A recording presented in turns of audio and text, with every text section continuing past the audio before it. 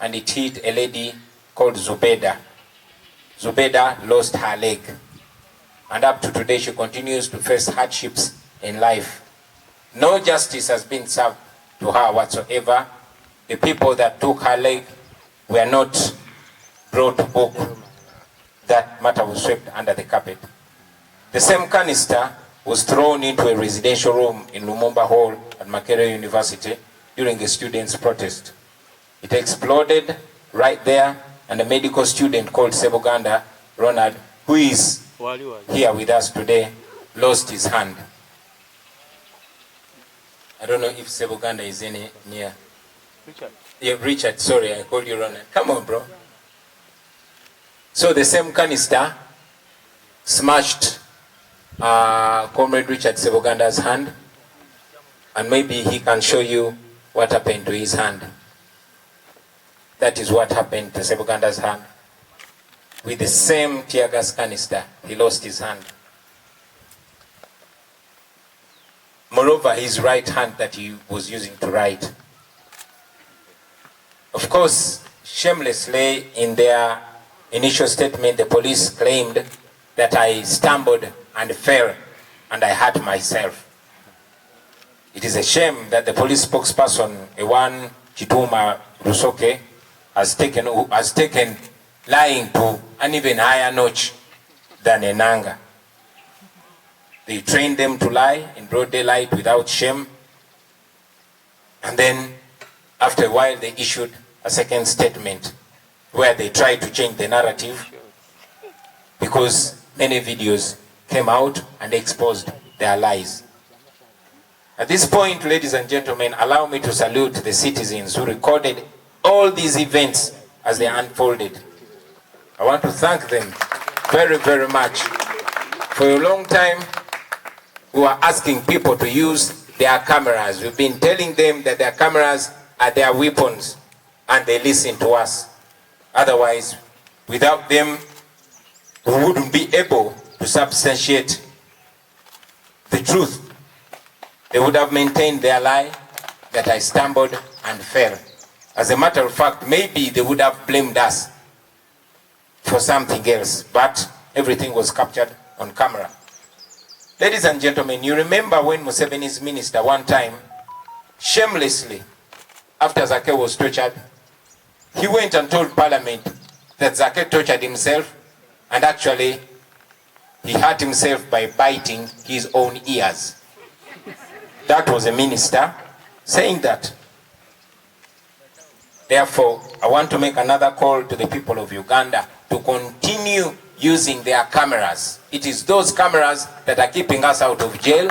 It is those cameras that are keeping us out of danger.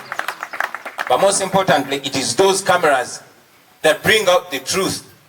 Because General Museveni has compromised almost all media houses, and the truth cannot come out. But when citizens record these things and put them out there, then we have at least a certain degree of safety. You recall all after the murder of Comrade Rita Nabokenya, in front of police surveillance cameras, Enanga, who was the police spokesperson at that time, came out and said, oh, those cameras were faulty at that particular time when Rita was killed. The same way they did, same thing they did after the murder of Dan Cheune, after the murder of Ziggy Wine, they said the cameras were not working. So this means that we can never ever have the hope of having the truth or getting footage from those cameras, because those cameras are manned by the criminal police who are so allergic to the truth. Abana umugambi tebawogana twogera luzungu.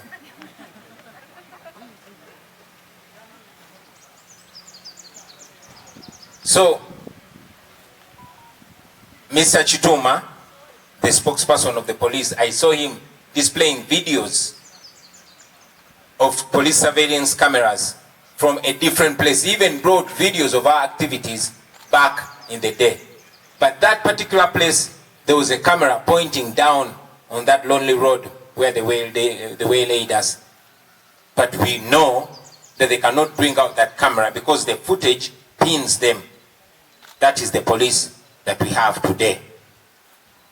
Away from that, ladies and gentlemen, I will say that many, many times the attention tends to be focused on me, but there are so many people that got hurt in the Tuesday scenario.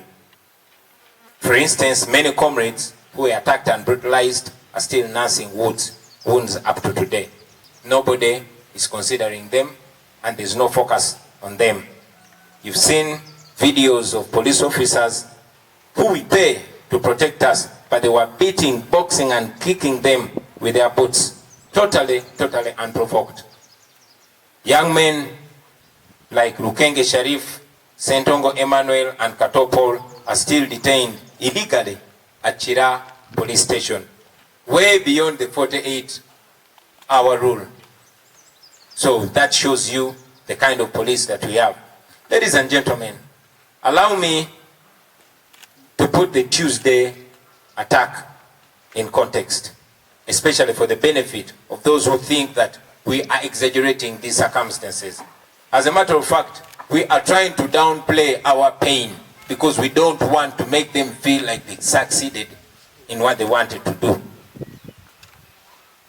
Exactly 1 month ago, ladies and gentlemen, the head of our security, Comrade Achireo Chivumbi, was abducted near his home. He was tortured so bad in the military detention and then finally charged in a military court. He is in prison right now.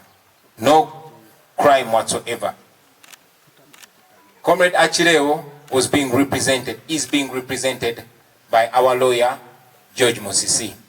So that is one of the reasons why myself, together with all those foot soldiers that have been bailed out of court by Council Mosisi, we decided to carry a chicken and a bunch of bananas to go and thank him officially and appreciate him for his work.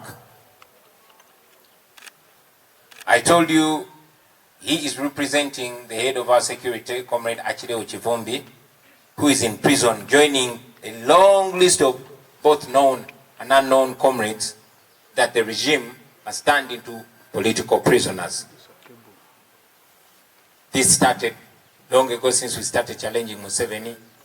It still continues until we stop it. At the beginning of this week, we went to Chitalia to visit some of our comrades in prison. We also visited the FDC activists who were picked from Kenya recently, brought back to Uganda without following any due process, tortured, and then finally charged with treason.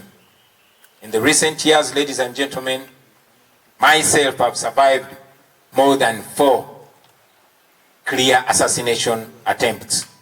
The very first one was in Arua, where my driver, Yasin Kauma, was shot by Museveni's guards, the SFC. That was in 2018. Then, they thought they were shooting me because the place where Yasin Kauma met his death, that's a place that had been sitting in that car all day. So as soon as I left the place, Yasin sat in that place because he was my driver, and that's how we met his death. And then on 1st December in Kayunga, you all remember the presidential campaign, the police threw a similar explosive at me. It missed me, fell a distance, but near Dan Magic, and the police officer that was heading my security during the campaign, Afande Kato. Dan Magic was smashed, he lost his teeth, and his mouth was cut. He has had to undergo several surgeries to restore his jaw. And as we speak right now, he's in the UK for yet another surgery. As for Afande Kato, we've never heard from him. We don't know whether he's still alive or dead, because we clearly know what the regime does to people, especially in the police, who are kind, who exhibit even the smallest level of humanity to those that the regime regards as enemies. The same day, ladies and gentlemen, on December 1st, after we dropped Dan Magic to hospital, we proceeded to Jinja.